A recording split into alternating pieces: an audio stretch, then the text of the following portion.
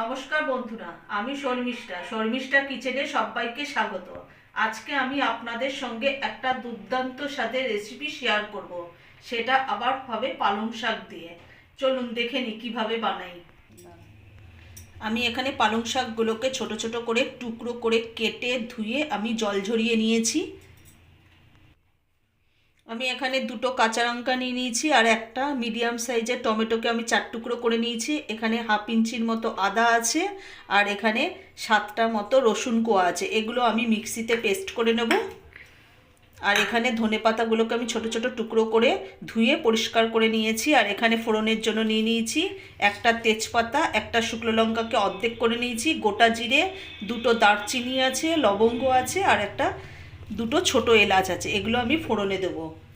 এখানে যে আমি পালং শাকটা যে নিয়ে নিয়েছি সেটা আমি মিক্সিতে পেস্ট করে নেব।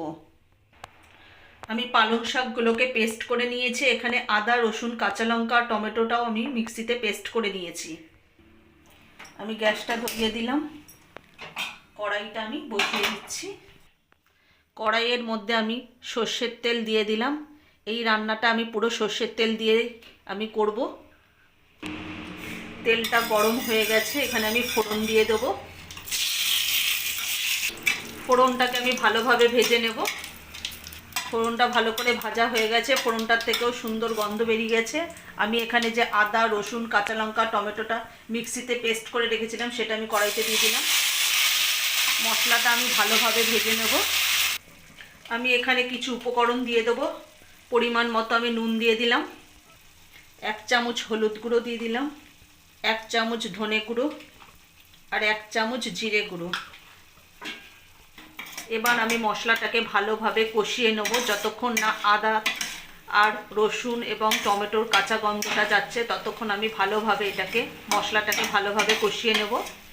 মশলাটা ভালোভাবে কষানো হয়ে গেছে, মশলার থেকে তেল ছাড়তে শুরু করে দিয়েছে এবং মশলা থেকে তেল ছাড়ছে এবং ওর কাঁচা গন্ধটাও, আদা, রসুন এবং টমেটোর কাঁচা গন্ধটা চলে গেছে। এবার আমি মিক্সিতে যে পালং শাক পেস্টটা করে রেখে দিয়েছিলাম সেটা আমি দিয়ে দেবো কড়াইতে।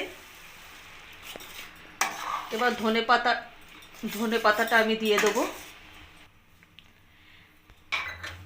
আমি ধনে পাতাটা এবার পালং শাক এবং মশলার সাথে ভালোভাবে এগুলোকে কষিয়ে নেব। পালং শাকের মধ্যে যে জলটা আছে সেই জলটা একেবারে শুকনো করে নিতে হবে। আর আপনারা যদি চান এর মধ্যে ছোট ছোট করে আলুও দিতে পারেন, যারা খেতে পছন্দ করেন তারা আলুটা দেবেন। এবার আমি ওপর থেকে একটু গরম মশলার গুঁড়ো দেব,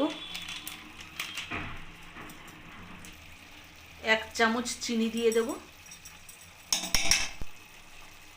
চিনি আর গরম মশলাটা ভালো করে মিক্সড করে দিলাম আমি পালং শাকের মধ্যে। আর পালং শাকের মধ্যে যতটুকুনি জল আছে আবার সেটাও আমি শুকিয়ে নেব, ভালো করে একদম শুকনো করে নেব।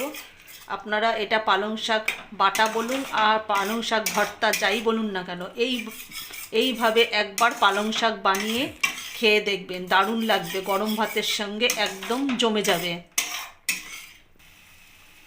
ওপর থেকে আমি 1 চামচ ঘি দিয়ে দেবো। আমার দুর্দান্ত স্বাদের পালং শাকের রেসিপি একেবারে রেডি। এবার আমি নামিয়ে নেব। দুর্দান্ত স্বাদের পালং শাকের রেসিপি একেবারে রেডি। আচ্ছা, যদি আমাদের এই পালং শাক বাটার রেসিপিটা যদি ভালো লেগে থাকে তাহলে লাইক, কমেন্ট, শেয়ার এবং সাবস্ক্রাইব করতে ভুলবেন না।